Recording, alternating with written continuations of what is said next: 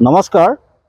আজি আমাৰ শান্তিপুৰ যুৱ সংঘৰ সৌজন্যত সমূহ গাঁওবাসী ৰাইজৰ আতিথ্যত নাৱাকৃতি দেখিছে, আপোনালোকে দেখিছে নাৱাকৃতি আমি ভেলাঘৰটো নিৰ্মাণ কৰিছোঁ আৰু ৰাইজৰ সহায় সহযোগ আমি বিপুল আদৰণি পাইছোঁ আৰু ৰাতিলৈ আমি লগে ভাগে এসাঁজ হাঁহে মাহে খাম বুলি আশা কৰি আছোঁ।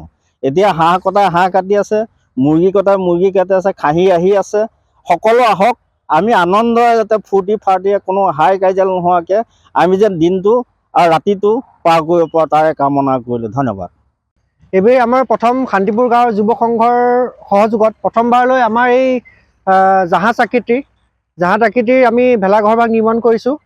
আশা কৰিছোঁ আপোনালোক সকলোৱে এই আমাৰ যি নাও আৰ্হি তথা জাহাজ আৰ্হিৰ ভেলাঘৰটো দেখি আপোনালোকে নতুন কিছুমান আইডিয়া উলিয়াব পাৰিব।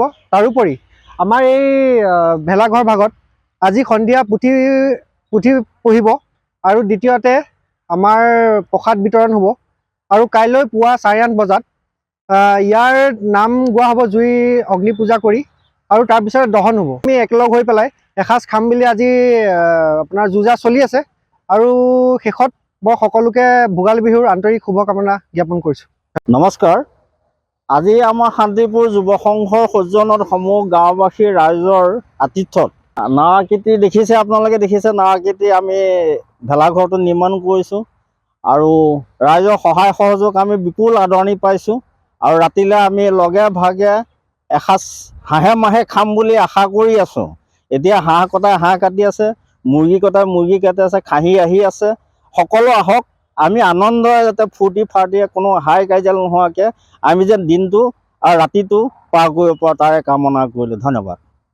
এইবাৰ আমাৰ প্ৰথম শান্তিপুৰ গাঁৱৰ যুৱ সংঘৰ সহযোগত প্ৰথমবাৰলৈ আমাৰ এই জাহাজ আকৃতিৰ আমি ভেলাঘৰ ভাগ নিৰ্মাণ কৰিছোঁ।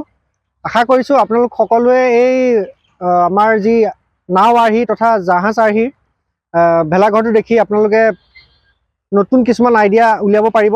তাৰোপৰি আমাৰ এই ভেলাঘৰ ভাগত আজি সন্ধিয়া পুথি পঢ়িব আৰু দ্বিতীয়তে আমাৰ প্ৰসাদ বিতৰণ হ'ব আৰু কাইলৈ পুৱা 8:30 বজাত ইয়াৰ নাম গোৱা হ'ব জুই অগ্নি পূজা কৰি আৰু তাৰপিছত দহন হ'ব। আমি একেলগ হৈ পেলাই এসাঁজ খাম বুলি আজি আপোনাৰ যুঁজা চলি আছে আৰু শেষত মই সকলোকে ভোগালী বিহুৰ আন্তৰিক শুভকামনা জ্ঞাপন কৰিছোঁ।